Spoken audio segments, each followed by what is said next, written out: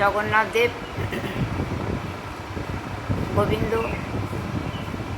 গোবিন্দের অন্তর্ধানের পরে মহাপ্রভু জগন্নাথ দেব এনারা এসেছেন। তো জগন্নাথ দেব এখন তিনি নীলাচলে থেকে এবার সমুদ্রের তীরবর্তী বেশ কয়েক মাইল দূরে তার মন্দির স্থাপিত করেছেন তো রাজা ইন্দ্রদ্যুম্ন। তা সেইখান থেকে তিনি কি বলছেন, আমরা ভাবি কি যে হাত পা কিছুই না থাকলে তাহলে চলবে কি করে, কিন্তু এটি যে ভগবানের লীলা, গভীরতম ভগবানের যে এই মূর্তিতেই তো নারদ বলেছিলেন যে তুমি দেখা দাও জগৎবাসীকে, সবাই দেখে তোমার এই মূর্তি দেখে আনন্দ পাবে। তা যারা না জানে তারা তো তাদের মনে ভক্তি আসা সম্ভব হয়ে ওঠে না।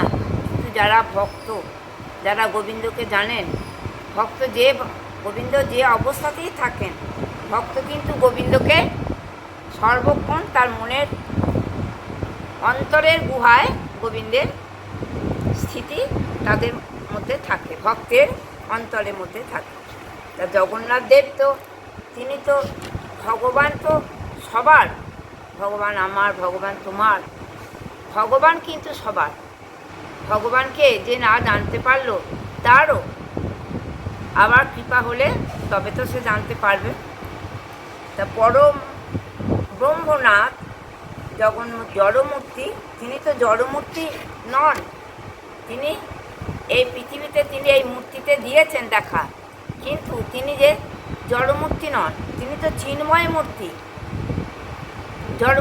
জড় যে মূর্তি সে হচ্ছে আমাদের এই জড়জগতের নানা রকম, কিন্তু জগন্নাথ ভগবানের যে মূর্তি সে তো চিন্ময় মূর্তি, সব চিৎ আনন্দের তিনি উৎস, তিনি জগৎবাসীকে আনন্দ দানের জন্যেই তার আশা। অর্থাৎ কি, এই যে চিদানন্দ মূর্তি, অর্থাৎ তার এই সামান্যতম কোনো অংশটি জড় নয়, মানে অচল নয়, তিনি সর্বদাই সচল। এই সমস্ত চিৎ ঘন চেতনাময় হচ্ছে তার দেহস্বরূপ। সুতরাং তিনি স্বরূপত কখনোই স্থাবর নয়।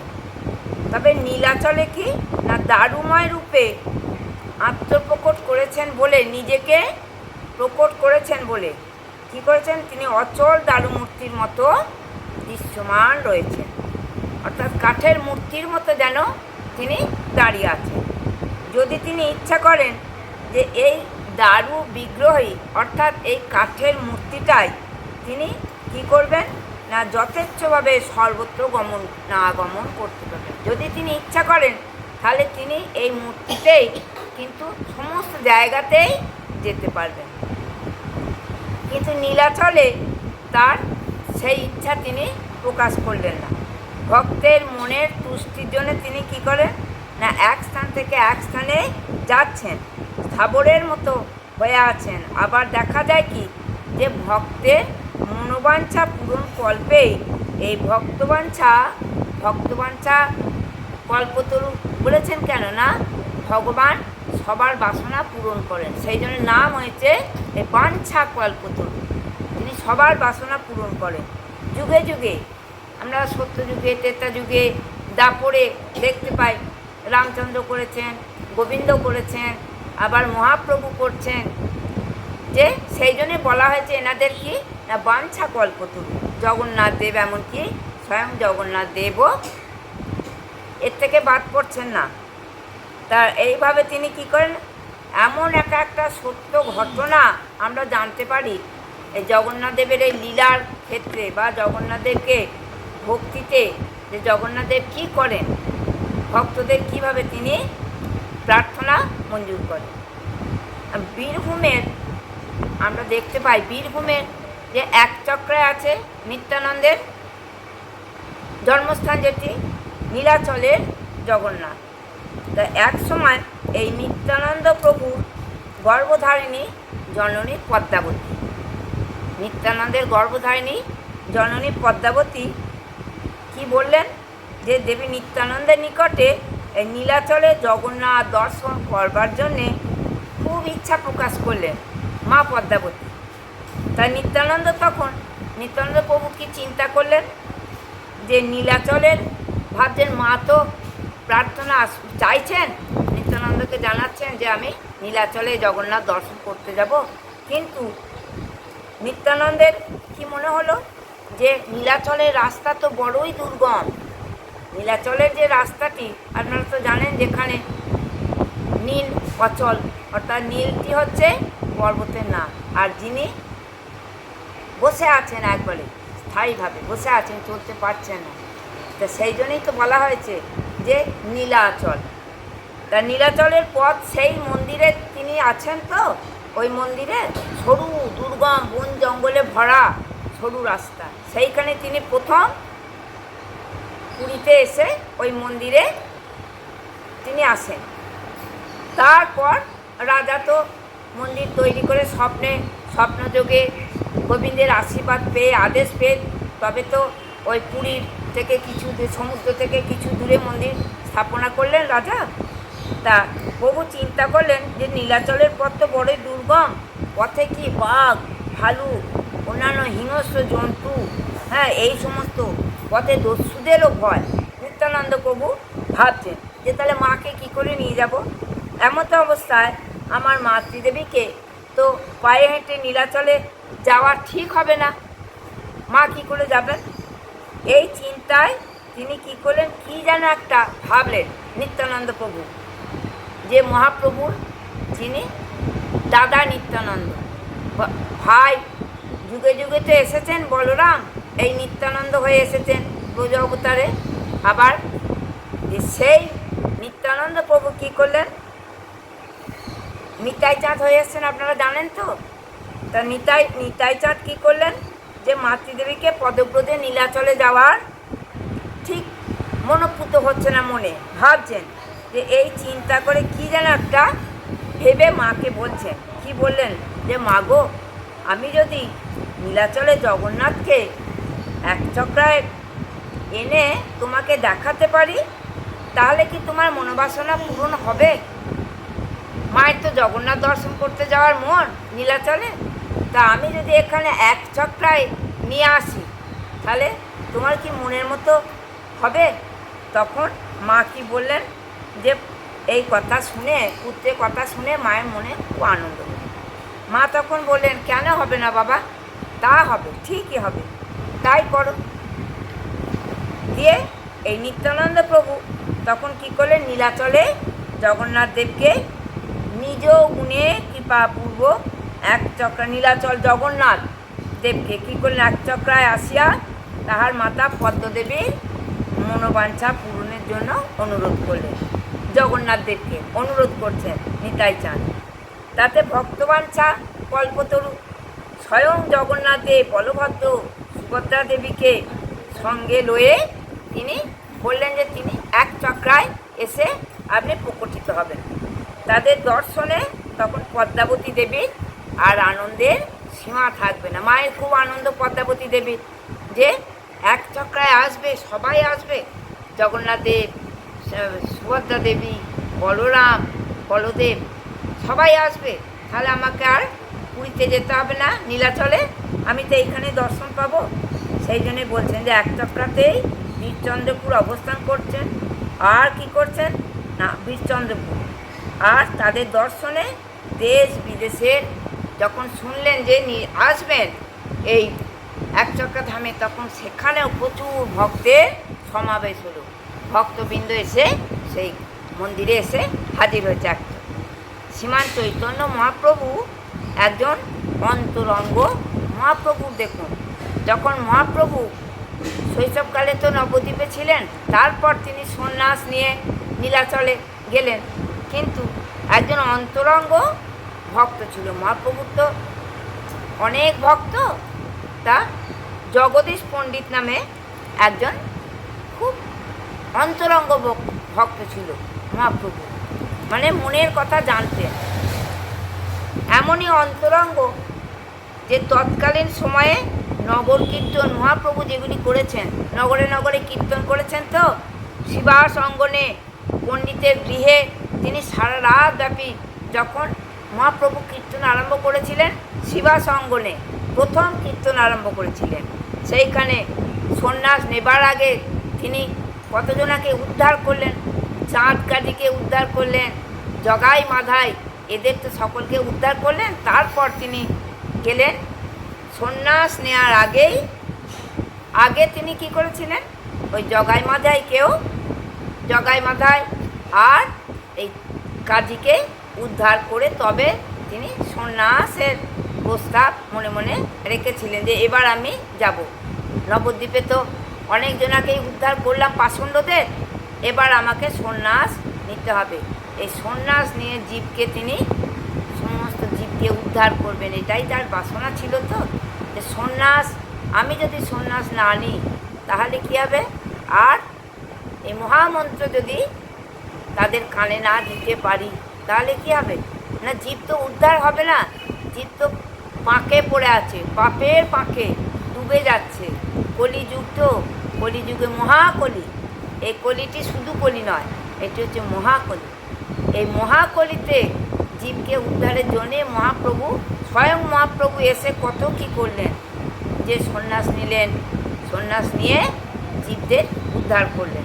ভক্ত সেজে, ভক্ত কী করবে, ভক্ত তো হরিনাম করবে, ভক্ত সাজলেন যে ভক্ত বেশে আমি যদি হরিনাম করি তাহলে কী হবে না, গোবিন্দকে ডাকবো। রাধারানী যেমন গোবিন্দ গোবিন্দ করে কেঁদেছেন, আমার প্রাণ প্রিয় হে প্রভু, আমি যেন তোমার চিরকাল যুগে যুগে দাসী হয়ে থাকতে পারি, তোমার স্পর্শে যেন আমার আর কোথাও যেন আমি না থাকি, তুমি আমার সর্বদাই সঙ্গে থেকো। রাধারানী তো এইভাবেই কাঁদতেন গোবিন্দের জন্যে। তা মহাপ্রভু তো এই রাধারানীর ভাবটি, এই যে এত ভাব, রাধারানীর ভাব, গোবিন্দ তো পারলেন না নিজেকে ঠিক করতে, সেই জন্য প্রেমে তিনি ঋণী হয়ে গেলেন রাধারানীর কাছে।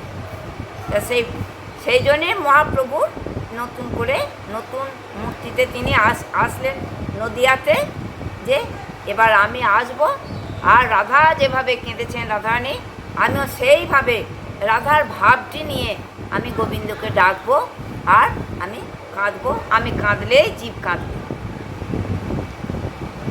তা চাঁদ কাজী উদ্ধার যত লীলায় এই জগৎ প্রাণ মহাপ্রভু নবদ্বীপে প্রকাশ করেছিলেন, সেই সময় এই জগদীশ পণ্ডিত তার লীলা সব অন্তরে অন্তরে অনুভব করতেন।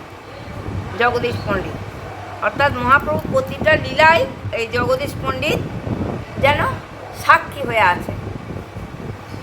কোনো মানুষের কোনো বিচারের দরকার হলে তখন কি সাক্ষী দরকার হয়? তো মহাপ্রভু যদি কেউ অমত করে যে মহাপ্রভু কী করেছেন, কিন্তু এই সব ভক্তরা হচ্ছেন তার প্রধান সাক্ষী। তিনি যে জগৎবাসীকে উদ্ধার করতে এসেছেন, এইগুলোই তো ভক্তরাই তো তার প্রধান সাক্ষী। তার মধ্যে জগদীশ পণ্ডিত হচ্ছেন একজন বিশেষ সাক্ষী। তা মহাপ্রভু প্রতিটা লীলাতেই জগদীশ পণ্ডিত থাকতেন। তা এইভাবে জগদীশ পণ্ডিত তার জীবন সর্বস্ব সব মহাপ্রভু চরণে কী করেছেন, মধুরাতি মধুর লীলা, একবারে লীলায় ডুবে থাকতেন, লীলায় তিনি দিন রাত কাটাতেন। তো এইভাবে কিছুদিন যাচ্ছে, যেতে যেতে মহাপ্রভুর সঙ্গে একবার এক আত্মা জগদীশ পণ্ডিতের মনে কথাটি বারংবার উদয় হতে লাগলো।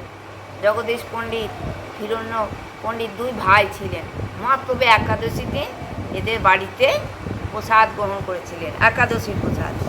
যে লাগলে যে মহাপ্রভু অনতিবিলম্বেই সন্ন্যাস নিয়ে চলে যাবেন, এই মনের যে ভাবটা যেমনি উদয় হলো, উদয় হবার সঙ্গে সঙ্গে জগদীশ পণ্ডিতের মন একবারে যেন মুচড়িয়ে গেল। গোবিন্দের প্রভু এই কথা চিন্তা করে যে প্রভু আমাদের নবদ্বীপে আছেন আর তিনি সন্ন্যাস নিয়ে যাবেন, তাহলে আমরা কি করে সহ্য করব? বিরহের আগুনে, যেমন ব্রজেতে বিরহের আগুনে মথুরায় চলে গেলে, গোবিন্দ মথুরা চলে গেলে রাধারানী, ব্রজবাসীরা, মা যশোদা, নন্দ পিতা, এরা কি করেছিলেন? এরা একেবারেই মরমে মরে গেছিলেন, মরেছিলেন। কারণ 10 বছর পর্যন্ত গোবিন্দকে নিজের কাছে নিজের ভেবে রেখেছিলেন, তো মথুরায় চলে গেলেন, তো আশ্বাস দিয়ে গিয়েছিলেন যে আমি 2 দিনের বেশি 3 দিন থাকবো না, চলে আসবো। কিন্তু ভগবান ভক্তদের তো এইভাবে রেখে ভুলিয়ে চলে গেলেন। তো সেই জন্যে এখানেও আমরা দেখতে পাই যে মহাপ্রভু সন্ন্যাস নিয়ে গেলেন, তো আর সকলেই নদিয়াবাসী কেঁদে আকুল যে আমাদের এই নিমাই চলে গেল নদিয়া ছেড়ে, আর এই রকম ভক্ত যারা জগদীশ পণ্ডিতের মতো ভক্ত, তাই বলছেন যে মহাপ্রভু অনতিবিলম্বে সন্ন্যাস নিয়ে চলে যাবেন। এই ভাবটা মনে আসতেই খুব ব্যথা পেল জগদীশ পণ্ডিত, মন যেন একবারে ভেঙে টুকরো টুকরো হয়ে গেল, শত ছিন্ন হয়ে গেল এই কথা চিন্তা করে। স্বাভাবিক, মহাপ্রভু ভগবান, তারা তো ভগবান জ্ঞানী মহাপ্রভুকে দেখেছেন, আর পুনঃ পুনঃ কী করছেন, হে গৌরাঙ্গ, হা গৌরাঙ্গ, প্রাণ গৌরাঙ্গ আমার, তুমি আমাদের ছেড়ে চলে যাবে, আর মস্তকে করাঘাত করছেন মনের দুঃখে। ক্ষুধা তৃষ্ণা নিদ্রা কিছুই আর আসছে না, এতই ব্যথা পেলেন জগদীশ পণ্ডিত। মনে শুধুই হচ্ছে ক্ষুধা তৃষ্ণা নিদ্রা, দেহ ধর্ম কিছুই মনে থাকছে না। এই বিষয় এখন এরপরে কি হলো, এই চিন্তা করতে করতে দুর্বিষহ যন্ত্রণার মধ্যে জগদীশ পণ্ডিত ভাবছেন যে কেন, কী কারণে আমার প্রাণ গৌরাঙ্গ নদিয়া ছেড়ে নীলাচলে চলে যাবেন। বিষয়টি বারবার মনে আসতে লাগলো, সেই পণ্ডিতজি ভাবতে লাগলো। তার মনে হলো নীলাচল মানেই তো জগন্নাথ ক্ষেত্র, যেখানে আমাদের এই জগন্নাথ প্রভু আছেন, তা সেই জগন্নাথই তো মহাপ্রভুই। তা জগন্নাথ ক্ষেত্র গৌরাঙ্গের মনে নিশ্চয়ই জগন্নাথ দর্শনের জন্য বোধহয় খুবই বাসনা জেগেছে মনে, সেই জন্যই বোধহয় আমাদের মহাপ্রভু চলে যাচ্ছেন নদিয়ায়। অতএব আমি যদি নীলাচলে জগন্নাথ দেবকে যেভাবেই হোক অতি সত্বর নীলাচল থেকে নদিয়াতে নিয়ে আসতে পারি, তাহলে কী হবে না, তাহলে আশা করি গৌরাঙ্গ প্রভু কী করবেন, নীলাচলে আর যাবেন না। আমি যদি নীলাচল থেকে, প্রভু তো সন্ন্যাস নিয়ে চলে যাবেন নীলাচলে, তো সেখান থেকে যদি আমি আনতে পারি, তাহলে আর মনে হয় প্রভু আর যাবেন না, নদিয়াতেই থেকে যাবেন। এইটি সেই পণ্ডিত মনে মনে ভাবছে, ভগবানের কথা মনে মনে হচ্ছে, মনে কত রকম চিন্তা হচ্ছে। দেখুন, নদিয়ার গৌরাঙ্গ তো নদিয়াতেই তো তাহলে থেকে যাবেন, আর কি হবে। শুধু তাই নয়, তোমার জন্য যারা কেঁদেছে তাদের আর কান্না আসবে না, দুঃখ আসবে না। কে তারা? আসল জনকে, এক তো ভক্ত, তারপরে অল্প বয়স্ক বধূ বিষ্ণুপ্রিয়া মা সচিমাতা, এরা কি করবেন, ভক্ত প্রাণকেও আমার মতো তাদের থালার শোক সাগরে ভাসতে হবে না। জগদীশ পণ্ডিত মনে ব্যথা এত পেলেন যে সর্বদাই চিন্তা দুঃখে দিন যাচ্ছে, নিদ্রা নেই, খাওয়া নেই, বসা নেই, নিজের দেহের যে চিন্তা, দেহের যে কাজ, সেও যেন মনে হচ্ছে সে কাজ করতেও ভালো লাগছে। সেই রকমভাবে বিষ্ণুপ্রিয়ার কথা মনে এলো, সচিমাতার কথা মনে এলো, তাহলে আর এদেরও কাঁদতে হবে না, আর মহাপ্রভু আবার চলে আসবেন। এইটি ভাবছেন যে তাহলে অবশ্যই আসবেন, আমি যদি জগন্নাথ দেবকে প্রার্থনা করি, নীলাচলনাথকে বলি, তাহলে হয়তো ওনার দয়াতে আজ চলে আসবেন। তাই বলছেন যে এইভাবে তিনি একটি পয়ার ছন্দে লিখছেন, পাষণ্ড উদ্ধার লাগি প্রভু গৌর হরি, চিনতেন আপন মনে দিবস সর্বরি, তাহার উপায় নিজ মনে বিচারিলা, সেই বার্তা জগদীশ অন্তরে জানিলা। তাহার উপায় নিজ মনে বিচারিলা, তাহার উপায় মানে কি করে আনবো প্রভুকে, এটি মনে মনে বিচার করে সেই বার্তা জগদীশ অন্তরে জানল। নবদ্বীপ ছাড়ি প্রভু সন্ন্যাসী হইয়া জগন্নাথে রহিবেন ভক্তগণ লইয়া, জানি জগদীশ মনে হইলা অভিলাষ, শ্রী জগন্নাথের সেবা করিলা প্রকাশ। এই ভাবনায় জগদীশ পণ্ডিত তখন জগন্নাথ দেবকে আনতে যখনই নীলাচলে যাবার সংকল্প করেছেন, মনে মনে করছেন, হ্যাঁ সেই পণ্ডিতটি, তখন মানে ভগবান দেখাচ্ছেন যে ভক্তের, আমার জন্য কতই না প্রাণটি কাঁদে। তাই এই জগদীশ পণ্ডিত দেখুন বিশেষ ভক্ত, একবারে সমস্ত লীলা তিনি যেন মনে হচ্ছে সচক্ষে দেখেছেন প্রভুর লীলা। তা তখন মনে হতে লাগলো গৌরাঙ্গের আজ্ঞা ব্যতি রেখে তো আজ্ঞা ছাড়া আমি তো একটা দিনের জন্য নবদ্বীপ ছেড়ে অন্য কোথাও যাইনি। এই পণ্ডিত বলছে, তাহলে আমি নীলাচলে কি করে যাব? প্রভুকে আনতে আগে প্রভুকে জিজ্ঞেস করি। প্রভুকে জিজ্ঞাসা না করলে তো কোনো কাজ সমাধান হবে না। প্রভু দেখিয়েছেন তো, যখন রথের যাত্রায়, যখন রথ আগের দিন যে রথটি হবে, সব মহাপ্রভু নিজেই তার ভক্তদের নিয়ে সমস্ত পরিষ্কার করিয়েছেন তো। আর সেই এক ভক্তকে জিজ্ঞাসা করছেন যে এই সমস্ত কি ঝাঁট পরিষ্কার সব করব? তা ভক্তের প্রতি, প্রভু আপনি তো ভগবান, আপনি আবার কি জিজ্ঞাসা করবেন?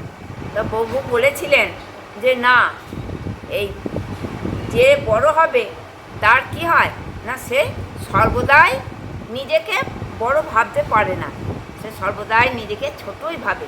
কাজেই আমাকে তোমাদের জিজ্ঞেস করা দরকার। হ্যাঁ প্রভু আপনি করুন। যে সমস্ত তার সঙ্গ দিয়েছিল, যে সমস্ত লোকেরা সঙ্গ দিয়েছিল যে হে প্রভু আপনি পরিষ্কার করছেন, আমরাও আপনার সঙ্গে থাকব, যে সমস্ত পুরীবাসীকে সমস্ত পরিষ্কার করেছিলেন তো প্রভু।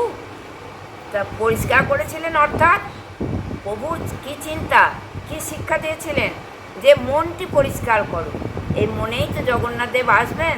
এই মনই হচ্ছে আমাদের মন্দির, এই মন্দিরেই তো ভগবানের আবাস। তাই বললেন যে মনে হতে লাগলো গৌরাঙ্গের আজ্ঞা ছাড়া আমি কী করে যাব নবদ্বীপ ছেড়ে? তা যা, অথচ আমার এই অনুমতি ব্যতি রেখে কীভাবে নীলাচলে যাব? আবার নীলাচলেই বা কী করে যাব? তা তার অনুমতি বা আমি কিভাবে নেব? ভয় পাচ্ছেন।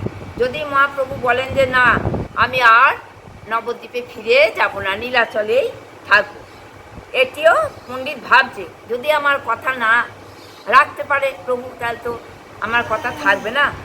পরম ভক্ত জগদীশ পণ্ডিতের অন্তরের এই যে গোপনের কথা, এই মনে রেখে অন্তর্যামী শ্রী গৌরাঙ্গ কী করলেন, সঙ্গে সঙ্গেই জানতে পারলেন। ভগবান ভক্তের কথা তো জানতে পারেন, যার জন্যেই তার তিনি তো অন্তর্যামী ভগবান, সেই জন্য তাকে বলা হয়েছে যে তিনি সকলের অন্তরের কথা জানতে পারেন। এবং সঙ্গে সঙ্গে জগদীশ পণ্ডিতকে তখন ডাকলেন, ডেকে জিজ্ঞাসা করলেন যে বেশ তুমি জগন্নাথ ক্ষেত্রে যাবার অনুমতি পেলেন। এই পণ্ডিতজি নবদ্বীপে ছিলেন তো, পণ্ডিতজি এবার মনের আশা হলো, মনে আশার আলো দেখলেন যে আমি প্রভু আমাকে যেতে বলেছেন জগন্নাথ পুরীতে, তা নবদ্বীপ ছাড়ি। তাই বললেন প্রভু নবদ্বীপ ছাড়ি অন্য স্থানে রহিব, গৌরাঙ্গের এই আজ্ঞা কীরূপ পাইব? পণ্ডিতজি মনে হয়েছিল যে আমি কীরূপে থাকবো প্রভুর আদেশ ছাড়া, তা গৌরাঙ্গের আজ্ঞা কীরূপে পাবো এটি ভাবছিল পণ্ডিত। ভক্তবাঞ্ছা কল্পতরু গৌর গুণমণি জগদীশ ডাকি আজ্ঞা দিলেন আপনি। জগদীশকে এবার ডেকে প্রভু আজ্ঞা দিচ্ছেন। প্রভু কয়ে জগদীশ শোনহ বচন, চলি যায় পূর্ণ হইব তোমার মন। চলি যাব যাহা পূর্ণ হইব তোমার মনে অভিলাষ পূরণ করবার জন্যে কী করব না, তুমি যা বলবে আমি তাই করব। প্রভু কয়ে জগদীশ শুনহ বচন, চলি যাহ পূর্ণ হইব তোমার মন। তখন জীবনের আরাধ্য মহাপ্রভুর এই অনুমতি পাইতেই জগদীশ তখন আর সময় নষ্ট করলেন একটু। কী করলেন? অনতি বিলম্বেই দেরি না করে একমাত্র লক্ষ্যস্থল নীলাচলে জগন্নাথ দেবের মন্দিরে এসে উপস্থিত হলেন এবং একান্ত কাঙ্ক্ষিত জগন্নাথ দেবকে দর্শন করা মাত্রই ভক্ত তখন কী করলো, জগন্নাথ চরণে লুটিয়ে পড়ছে। আর কি প্রণতি করছেন, প্রার্থনা করছেন, দেখুন প্রণমী জগন্নাথে স্তুতি করে জোর হাতে দর্শন করে হর্ষ মনে, আনন্দ মনে দর্শন করছেন জগন্নাথ দেব। প্রেম রসে অঙ্গভার নয়ন সজল তাঁর, বাক্য নাহি স্ফুরে শিবদনে। এত আনন্দ হয়েছে মুখ দিয়ে আর কথা বেরোচ্ছে না। যখন দেখবেন আমাদের মতো সাধারণ মানুষের মনে হয়তো খুব আনন্দ হয়েছে, খুব একটা অস্বাভাবিক কোনো একটা ঘটনা হয়েছে না, তখন দেখবেন আমাদের মতো মানুষের কোনো একটা বিপদে কী কি হয় দেখবেন মুখ দিয়ে যেন কথা সরছে না, মুখের কথা মুখেই থেকে যায়। তাই জগদীশ পণ্ডিতের এত আনন্দ হয়েছে জগন্নাথ দর্শন করে, আর মুখ দিয়ে কথা সরছে না। জগন্নাথ দর্শনে যাচ্ছেন তো, এই রূপে কতক্ষণ করিলেন দর্শন, তদন্তরে বাহ্য জ্ঞান হইল। তবে নিজ মনসুখে দণ্ডাইয়া পূর্ব মুখে এই রূপে বহু স্তুতি কইল। ভগবানকে বহু স্তুতি করছে, প্রার্থনা করছে, হে কৃষ্ণ করুণাময়, করুণা করো আমায়, কাঙালের তুমি ধন প্রাণ, কাল ভয়ে মোর প্রাণ সদা কম্প কম্পবান, কৃপা করি করো মোরে ত্রাণ। আমি ক্ষুদ্র জীব হইয়া ক্ষিতি মধ্যে জন্মিয়া বদ্ধ হইয়া আছি মায়া জালে, তুমি জগতের কর্তা ব্রহ্মাণ্ডের ত্রাণ ভর্তা, অপরাধ ক্ষমে দেখা দিলে, অপরাধ তুমি ক্ষমা করলে, করে আমায় দেখা দিলে। তুমি তো জগতের নাথ, আর ভর্তা অর্থাৎ কি স্বামী, নাথ। ভগবানকে তো এইভাবেই সম্বোধন করা হয়, হে জগতের নাথ, অর্থাৎ তুমি জগৎনাথ, সেই জন্যই তুমি জগৎনাথ। গোবিন্দ নন্দনন্দন ধরিয়া শ্রী গোবর্ধন কৃপা করি, গোকুলে রাখিলে গোপিকার প্রাণনাথ, গোপ শিশু করি সাথ, ব্রজপুরে বুড়ো লীলা করিলে।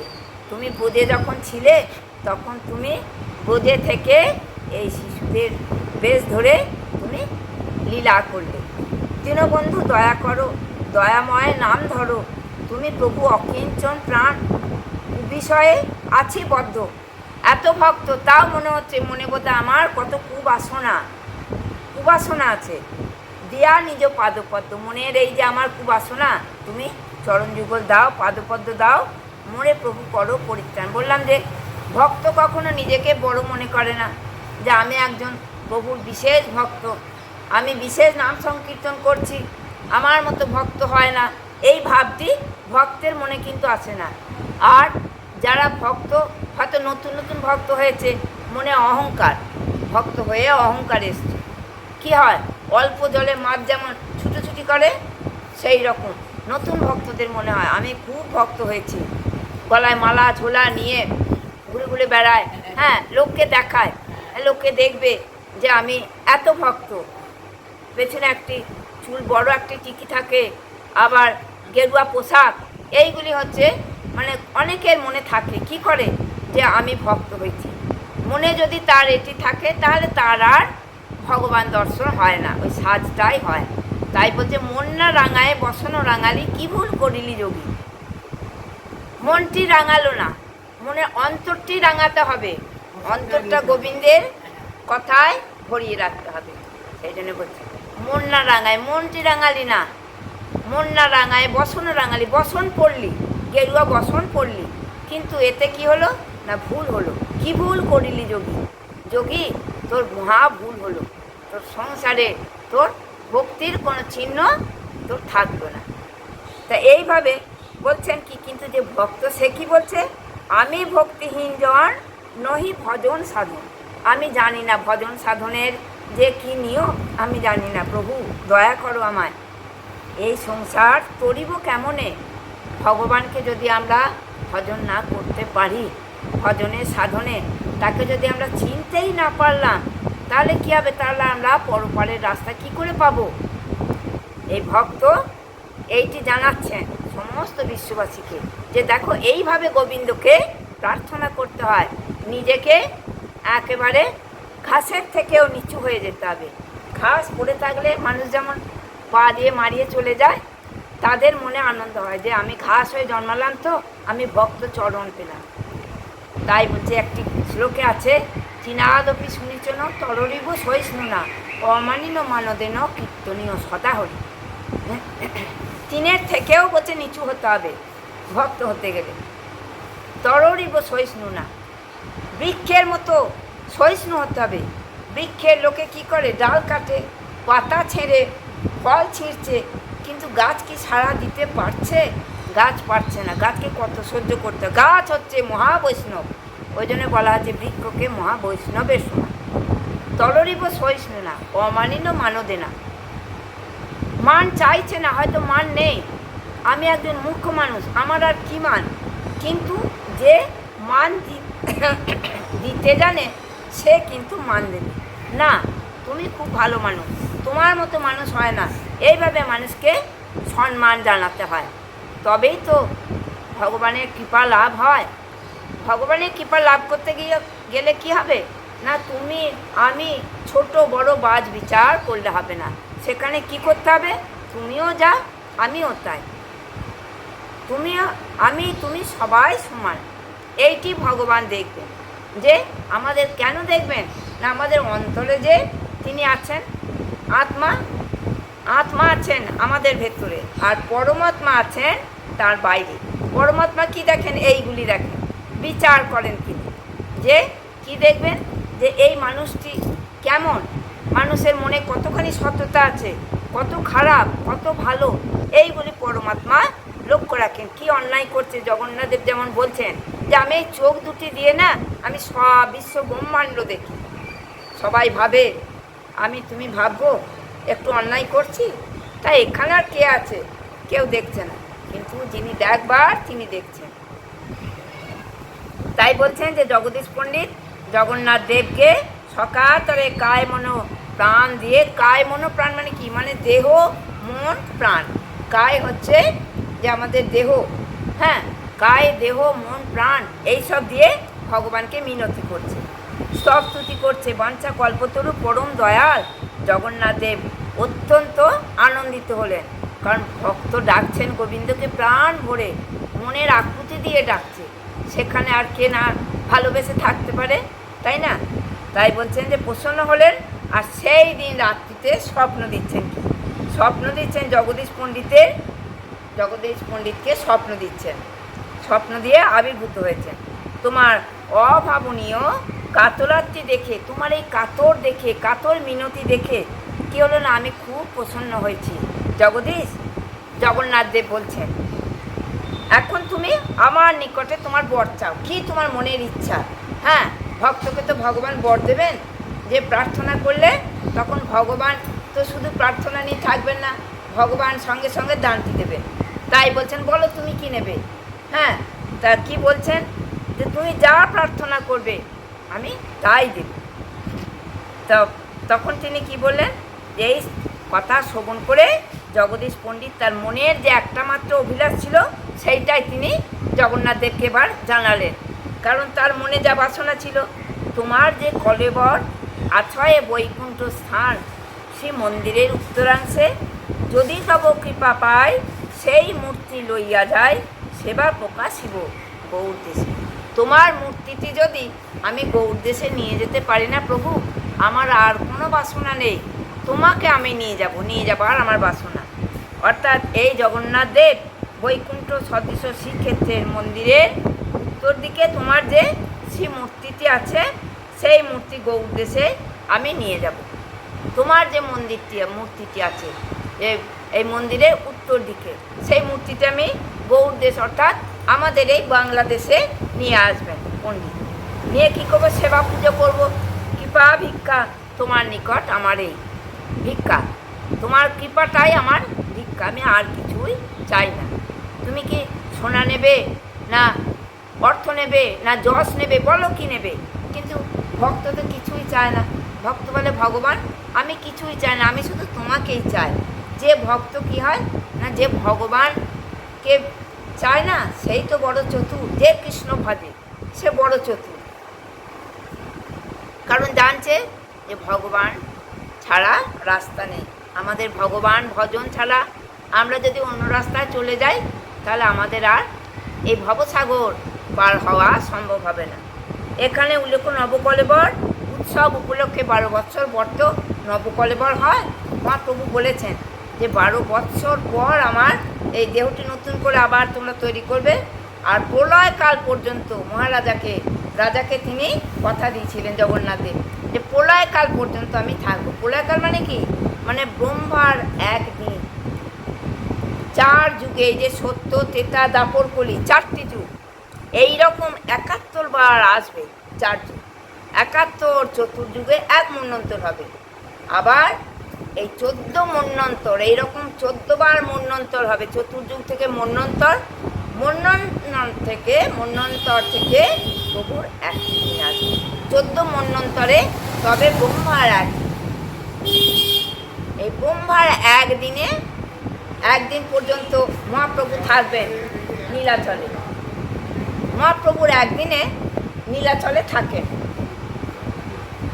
তা সেই জগন্নাথ রাজাকে বললেন যে আমি প্রলয়কাল পর্যন্ত তোমার এখানে আমি বর্তমান থাকবো, তার মানে চিরকালই আছেন, তাই না? এই ভেবে যে গৌড় দেশে লয়ে সেবা পূজা করব, আর তার একটা পুরাতন দেহ কি করব না, পুরাতন কলেবর পরিবর্তন হয়ে জগন্নাথ বিগ্রহ আমি একটি নিয়ে যাব। ওই পণ্ডিতের মনে ইচ্ছা হল। এভাবে এটি তো অনেক বড়। আজকে যদি আপনারা শুনতে চান তবে যে তারপরে ভগবান ভাবনা মতো কী করলো, জগন্নাথ বিগ্রহ সমন্বিত পুটুলুটি বৃক্ষমূলে। এবার দেখুন একটি কথা, জগন্নাথ দেব এই শর্তে যখনই জগদীশ পণ্ডিত তার প্রার্থনা করলেন, মঞ্জুর হলো, যে এবার এই গ্রন্থে বইটি লেখা কী আছে, যে জগন্নাথ দেব তথাস্তু বলে ভক্তকে সান্ত্বনা দিলেন, সম্মতি দিলেন। বেশ, অর্থাৎ আমি তোমার এই প্রার্থনায় সন্তুষ্ট হলাম। জগন্নাথ দেব তার শ্রীমূর্তি তখন নিয়ে গৌড় দেশে গিয়ে সেবা পূজা করতে অনুমতি দিলেন। বেশ, তাই হবে। তুমি যখন আমার কলেবর আবার নতুন করে তৈরি হবে, একটি মূর্তি তুমি গৌড় দেশে নিয়ে যাবে। তা জগন্নাথ দেবের এই মূর্তি তখন জগদীশ পণ্ডিত বললেন, প্রভু তুমি দয়াময়, তুমি তো সবই জানো, দেহ ধর্মে কিন্তু আমি তো বারবার আসতে পারবো না, আমার বয়স হয়েছে। জগদীশ পণ্ডিত বলছে যে আমার তো বয়স হয়ে গেছে প্রভু, আমি তো এলাম এবারে, কিন্তু আর যদি না আসতে পারি, আমার তার যদি দেহ না চলে, তখন কি হবে? তখন বলছেন যে দয়াময় জগন্নাথ প্রভু বলছেন যে গৌড় দেশে সেবা পূজা করতে অনুমতি দিলেন। তাতে জগদীশ পণ্ডিত বলছেন, প্রভু দয়াময়, যে তুমি তো সবই জানো, আমার দেহ ধর্মে আমি এখন বৃদ্ধ হয়ে পড়েছি। মানুষের সব কাল সমান যাবে না, শৈশব, কৈশোর, যৌবন, প্রৌঢ়, তারপর জরা, পরপর তো আমাদের জীবনে এগুলি আসবে। তা জগদীশ পণ্ডিত সে তো পণ্ডিত গোবিন্দের ভক্ত হলেও তার তো দেহটি নরদেহ, কাজী বলছেন যে আমি তো বৃদ্ধ হয়ে গেছি, তাহলে এবার কি করব? যাবো যে বৃদ্ধ হয়ে গেছি, তাহলে আর তো চলাফেরা করতে পারবো না, এমন অবস্থায় তাহলে তোমাকে আমি কি করে নিয়ে যাব? এত দূরের পথ অতিক্রম করে গৌড় দেশে কী করে নিয়ে যাব? প্রভু গো, আমার তো সামর্থ্য নেই। তখন একনিষ্ঠ গৌরাঙ্গগত প্রাণ জগদীশ পণ্ডিতের এই কথায় জগন্নাথ দেব বললেন, বৎস, তা আমারও তো হাত পা নেই। জগন্নাথ প্রভু বলছেন, তোমার বয়স হয়েছে আর আমার যে হাত পা নেই, তাহলে আমি কি করে যাব? ভগবানের সঙ্গে সরাসরি কেমন কথা দেখুন ভক্তের। বৎস, আমার যে হাত পা নেই, থাকলে তোমার সঙ্গে তো আমি হেঁটেই চলে যেতাম, কিন্তু আমি যে যেতে পারবো না, তবে তোমার চিন্তা কিছু নেই। তুমি শুধু আমাকে এক কাজ করো, আমি তো হেঁটে যেতে পারবো না। আমার জগন্নাথ দেব বলছেন যে আমার যে ছোট হয়ে গেছে তো হাত পা, নিজের মনের কথা জানতে পেরে তো ভাবে ছোট হয়ে গেলেন, হাত পা চোখ সব ছোট হয়ে গেল, গোল হয়ে গেল মূর্তি, তাহলে তো আর হাত পা রইল না। এবার বলছেন যে আমাদের হাত পা ছোট, তাহলে তোমার সঙ্গে কী করে যাব? তখন বলছেন তাহলে একটা ব্যবস্থা করো। দেখুন এখানটি খুব সুন্দর কথা। তা তোমার চিন্তা নেই, তুমি আমাকে একটা পুঁটুলিতে বাঁধো। জগন্নাথ দেব বলছেন, পুরীতে জগন্নাথ দেব আছেন, ভক্তকে বলছেন, ভক্তের গৌড় দেশে নিয়ে আসার ইচ্ছা জগন্নাথ দেবকে। তাই জগন্নাথ দেব বলছেন, ভক্তের বয়স হয়ে গেছে, আর জগন্নাথ দেব বলছেন আমিও তো ছোট হয়ে আছি, হাত নেই পা নেই, হ্যাঁ আমার শুধু চোখ দুটি বড় বড়, এই চোখ দিয়ে সব দেখছি জগৎ, কিন্তু কি করে যাব? তাহলে এক কাজ করো, তাহলে আমাকে একটা পুটুলির মধ্যে তুমি ভরে নাও, আর একটা লাঠি নাও, লাঠিটা কাঁধে নেবে। তা ঠাকুর তো হয়তো ভারী লাগতে পারে, আমাকে তোমার ভারী লাগতে পারে, ভারী লাগবে না, তুমি যেমনি আমার কাঁধে নেবে না, অমনি দেখবে আমি হালকা হয়ে গেছি। হ্যাঁ, এটাই তো ভগবানের মাহাত্ম্য, ভগবানের এইগুলি সব লীলা। বলছেন না যে গভীর থেকে গভীরতম লীলা, এইগুলি গোবিন্দের লীলা। পুটুলির মধ্যে ভরে একটা লাঠির সাথে বেঁধে আর এবার কাঁধে করে আমায় নিয়ে চলে। আমার আশীর্বাদে দেখবে তোমার কোনো কষ্ট হচ্ছে না, সোলার মতো একেবারে হালকা হয়ে গেছে। জানো জগদীশ, আমাকে যারা আবার বলছেন ভগবান কায় মন প্রাণে বহন করে, তাদের কাছে এই জগতে কিছুই ভার মনে হয় না। এই সংসারটাও তার কাছে ভার মনে হবে না। কিন্তু আমরা কি করি, আমাদের ভাবনা চিন্তা আমরা নিজেরাই নিয়ে ফেলেছি। আমার কি করে দিন যাবে, আমার মেয়ের কি করে উদ্ধার হবে, ছেলে কি করে পড়াশোনা করবে, বড় হবে, এই চিন্তা আমরা নিজেরা করছি। কিন্তু এইটাই আমরা করতে পারি না যে হে ভগবান তোমার উপরেই ভার দিলাম।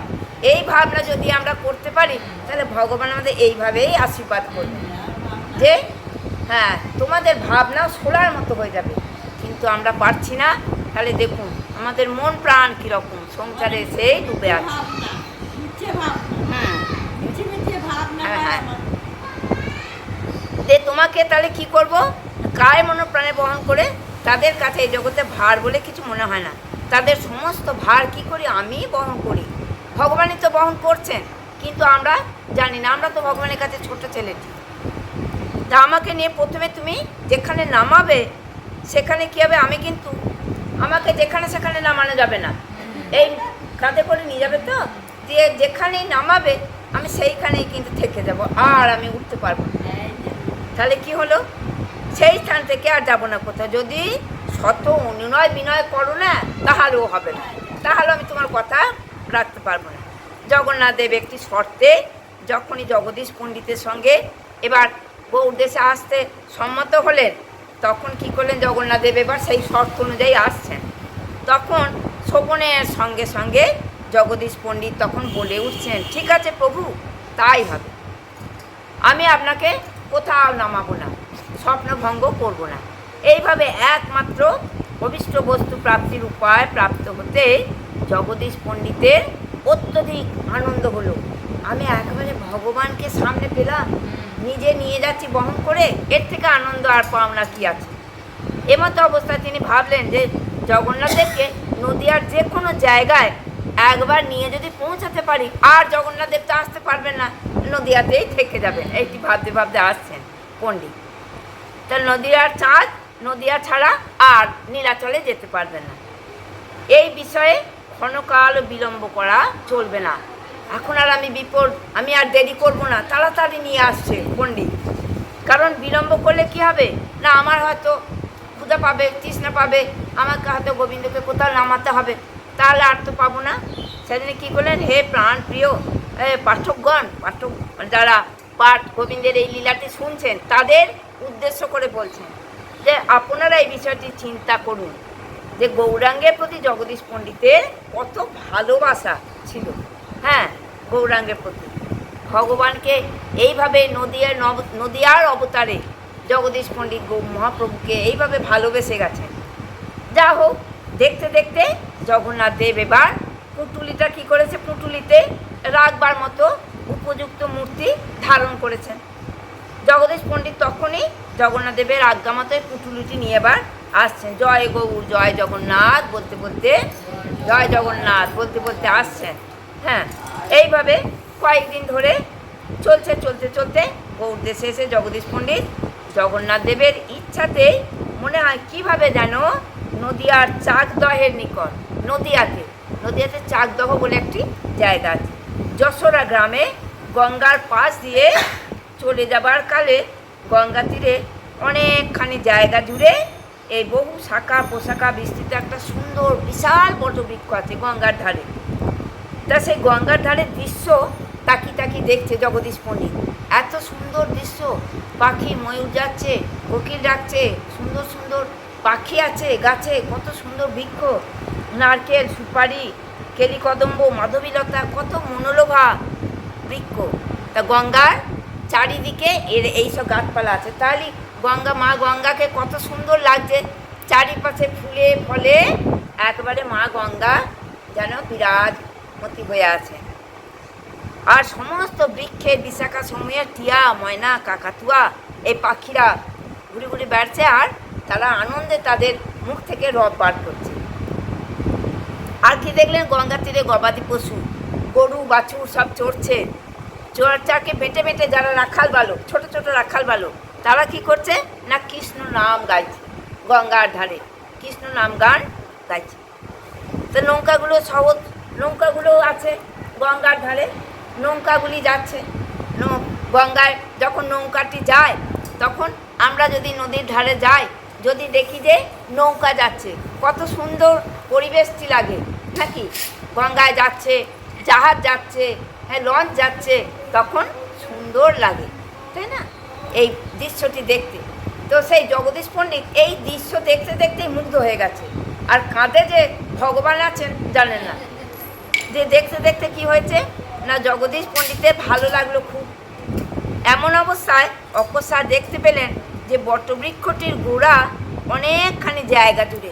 বটবৃক্ষ তো গোবিন্দেরই স্থান, বটবৃক্ষ অশ্বত্থ বৃক্ষ। গোবিন্দ বলছেন কি যে আমি বৃক্ষের মধ্যে অশ্বত্থ, যা যা মানে মূল্যবান জিনিস তার মধ্যেই গোবিন্দ আছেন। তাই অশ্বত্থ গাছ, বটবৃক্ষ, এর মধ্যে গোবিন্দর আশীর্বাদ স্বরূপ বটবৃক্ষ।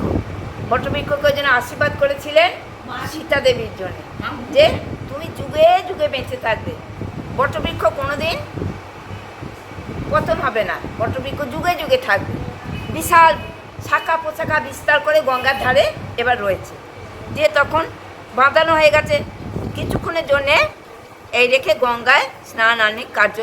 তখন জগদীশ ভাবছে, পণ্ডিত ভাবছে যে এত সুন্দর জায়গা, তাহলে একটু ঠাকুরকে নামিয়ে একটু আমার ঠাকুরকে একটু আহ্নিক জপ করতে হবে। তো ভক্ত তো ভগবানকে জপ করবে, তা ভজন করবে, তবেই তো ভক্ত। এবার নামিয়ে আমি একটুখানি স্নান আহ্নিক সেরে নিই। ব্যাস, যেমনি স্নান আহ্নিক সারতে গেল তখন চলে দিই। এমন সময় জগন্নাথ দেবের ইচ্ছাতেই মনে হয় ওই পূর্ব প্রতিশ্রুতির কথা, এটিও জগন্নাথ দেবের একটি ইচ্ছা স্বরূপ হলো যে এইখানে আমি থাকবো। যার জন্যই তো ভক্তের মনে হলো যে আমি এইখানে, এত সুন্দর গঙ্গার ধার, এত পবিত্র জায়গা, তা আমি একটু স্নান আহ্নিক সেরে নিয়ে আবার নিয়ে যাব। ভুলে গেছে ভক্ত যে আমার কথা আর তো পারলাম না রাখতে। যাও, অতঃপর তখন আপন ভাবনার মতো জগন্নাথ বিগ্রহ সেই পুতুলিটি সমেত বটবৃক্ষ মূলে, বটবৃক্ষের তলায় রেখে দিয়েছে জগন্নাথ দেবের মূর্তিটি। রেখে দিয়ে জগন্নাথ স্নান আহ্নিক সারছে। অতঃপর যখন পুতুলি সহ লাঠিটা কাঁধে তুলতে যাবে পণ্ডিত, আর জগন্নাথ দেব উঠছেন না, জগন্নাথ দেব বসে পড়লেন সেই গাছের তলায়। স্কন্ধে তুলতে গেলেন, পাষাণের মতো ভার হয়ে গেল। তখন হয়েছিল জগন্নাথ দেব বলেছিলেন আমি সোলার মতো থাকবো তোমার কাঁধে, তোমার কাঁধে চড়ে আমি যাব নদিয়াতে, নবদ্বীপে। কিন্তু এখন দেখুন ভগবানের কথা রাখতে পারলো না বলে জগন্নাথ দেব আর থাকবেন না, যাবেন না, সেইখানেই ভারী হয়ে গেলেন। দিয়ে এইভাবে তিনি কি করলেন, ভার হয়ে গেলেন। জগন্নাথ দেবের তখন সেই পূর্বের কথাটা স্মরণ এলো পণ্ডিতের মনে। স্পষ্ট বুঝলেন যে জগন্নাথ দেবের এই যে মূর্তি যশোরা হতে স্থানান্তরে অন্য কোথাও আর নিয়ে যাওয়া যাবে না। এই চিন্তায় তো সেই স্থানে গঙ্গা তীরে একটা পর্ণকুটির নির্মাণ করলেন। পর্ণকুটির নির্মাণ করে তিনি কি করলেন, সেইখানেই ওই জগদীশ পণ্ডিত আবার সেবা পূজা করে ছোট্ট কুটি তৈরি করলেন, করে থাকতে লাগলেন। তাই মনস্থির করলেন সেই মতো কার্য শুরু করতেও ইচ্ছা করলেন। এইভাবেই নদিয়ার যশোরায় নীলাচলে জগন্নাথ প্রতিষ্ঠিত হয়ে আদ্যাবধি আজও পর্যন্ত এই পূজিত হচ্ছে। এই কোথায় না, জগন্নাথ দেবের এই যে জায়গাটি যশোরা বলে একটি জায়গা আছে, হ্যাঁ, নদিয়ার কাছাকাছি। সেইখানে এই জগদীশ পণ্ডিত আবার নতুন করে তৈরি করলেন মন্দির, সেইখানে। কারণ আর নদিয়াতে আনা হলো না। তা দেখুন, ভক্ত কথা দিলেন, কিন্তু ভক্ত ভগবানের কথা না রেখে ভুলে কী হলো, তাহলে সেইখানেই আবার নতুন করে মন্দির তৈরি করে জগন্নাথের সেবা পূজা করতে লাগবে। জগন্নাথ দেবের এই যে কথা, তাই বলছেন যে জগন্নাথ দেব বলছেন কি যে দেখো আমি তো অচল, আমি তো দেখতে পাই না, চলতে পারি না, কিন্তু চলতে না পারলেও কী হবে, আমি তাড়াতাড়ি যাই। আমার এই যে আমার মূর্তি, এই মূর্তিতেই আমি যেতে পারি। আমার হাত না থাকলেও আমি সব কিছু করতে পারি, পা না থাকলেও যেতে পারি, চোখ আছে, চোখ দিয়ে আমি বিশ্ব ব্রহ্মাণ্ড দর্শন করছি। তোমার আমার ভালো মন্দ পাপ পুণ্য, পাপ কাজ করলেও ভগবান দেখছেন, আবার পুণ্য করলেও ভগবান দেখছেন। তাই বলছেন যে আমাকে যেন তোমরা কাঠের পুতুল ভেবো না। জগন্নাথ দেব শাসন করছেন, জগৎজীবকে বোঝাচ্ছেন যে যারা জানে না যে জগন্নাথ দেব এইসব তো জানতে হবে যে ভগবান কি বস্তু, তাকে আমরাই বা কি, আর ভগবানই বা কি। এই যে আমরা আসরে আজ বসে আছি না, এই সবাই এসেছে, সবার মনে কি হয়েছে না, আজকে একটু হয়তো, এখন তো জগন্নাথ দেবের 15 দিন যাবৎ জগন্নাথ দেব তো এখন ঘরে আছেন, শরীর খারাপ, কাজী জগন্নাথ দেব বন্ধ আছে। জগন্নাথ দেবের ঘর 15 দিন জগন্নাথ দেবকে নানাভাবে তুষ্ট করা হচ্ছে, ফল মূল মিষ্টান্ন সবই দেওয়া হচ্ছে, ভোগ দেওয়া হচ্ছে, তার সঙ্গে পাচন দেওয়া হচ্ছে, মিছরি, তোমার যেমন আমাদের সাধারণভাবে হয় কন্টিকারি অমুক তমুক এইসব সব দেওয়া হয়, তো এইসব দিয়ে জগন্নাথের ঠান্ডা লাগানো কম করা হচ্ছে। তা দেখুন মানুষের মনে কেমন ভগবানের ওপর এইসব চিন্তা হয়, ভক্তের যেমন মনে হয় মানুষের মনে হয়, তো তা সেই জন্যে বলছেন যে চক্ষু দুটিকে ফাঁকি দেওয়া চলবে না। তোমরা ভেবো না যে আমি কাঠের পুতুল, তাহলেই তোমাদের অপরাধ হয়ে যাবে। হ্যাঁ, তাই মনুষ্যকে তোমরা মনে মনে তোমরা যে ভাবনা করো না, আমি সব মনে মনে জানতে পারি। যেমন মা, ভগবান তো বলছেন যে আমি জগতে সবার মা, সবার বাবা। কে কী করছে, সন্তান ছেলে মেয়ে কী করলে, দুষ্টুমি করলে বদমাইশি করলে মা যেমন জানতে পারে, খিদে পেলে মা যেমন জানতে পারে যে না গো আমার ছেলেটি খিদে পেয়েছে, হয়তো কাঁদছে, কেন কাঁদছে মনের বেদনাও জানতে পারে। ভগবান হচ্ছেন সেই রকম, সেই জন্যই তো তিনি স্বয়ং ভগবান। এই স্বয়ং ভগবান, ওই জন্যেই তাকে বলা হয়েছে তিনি জগৎকে পরিচালনা করছেন, বিশ্ব ব্রহ্মাণ্ড। তাই এইভাবে কি বলছেন, ভেতর বার জীবের যা সম্ভব নয় আমার পক্ষে তা সম্ভব হয়। এইভাবে আজ জগন্নাথ দেবের চক্ষুদা দর্শনে কি হয় না, সমস্ত সকলকে তার এই মুখ চোখ দিয়ে তিনি সকলকে কৃপা করেন। জগন্নাথ দেবের এই কথা আমরা মন প্রাণ দিয়ে যদি আমরা শুনতে পারি, তাহলে খেবে না আমাদের দেহ মন প্রাণ গোবিন্দ চরণে আমরা রাখতে পারবো। আর এই যে ভবলীলা, এই যে ভবসাগর, এই সাগর পার হওয়ার জন্যে আমরা তৈরি থাকতে পারবো, তা নাহলে তো আমাদের হয়তো কত কষ্ট হতে পারে। তাই জয় জগন্নাথ দেবের জয়। আজকের এ পর্যন্ত জগন্নাথ দেবের কথা মাথায় রেখে গোবিন্দ জয় কৃষ্ণ গোবিন্দ জয় জয় শ্যাম সুন্দর মদন বৃন্দাবন চন্দ্র জয় জয় রাধা রমন রাত্রি গোকুলানন্দ জয় জয় রাধেশ্বরী বিনোদিনী ভানুকুল চন্দ্র জয় জয় ললিতা বিশাখায়াদি যত সখীবৃন্দ জয় জয় কাত্যায়নী পৌর্ণমাসী আর মীরাবিন্দ জয় জয় শ্রীরূপ মঞ্জরী আদি মঞ্জরী অলম্ব জয় জয় কৃপা করি দেহ যুগল চরণারবিন্দ যেন আকুল প্রাণে গাইতে পারি জয় রাধে গোবিন্দ জয় রাধে রাধে গোবিন্দ জয় রাধা রানী জয় গাও জয় রাধে বৃন্দাবন বিলাসিনী রাধা রানী জয় দাও শ্যামন মোহিনী রাধা রানী জয় দাও বিশ্বভানু রাজনী রাধা রানী জয় দাও শ্যাম গরবে গরবিনী রাধা রানী জয় দাও রাস রস বিলাসিনী রাধা রানী জয় দাও অপার করুণাময়ী রাধা রানী জয় দাও এবার প্রাণ ভরে জয় দাও সব জ্বালা দিয়ে যাবে প্রাণ ভরে জয় দাও মানব জনম সফল হবে প্রাণ ভরে জয় দাও জয় দিলে জয়ী হবে রাধা রানী জয় দাও জয় রাধে জয় রাধে জয় রাধে জয় রাধে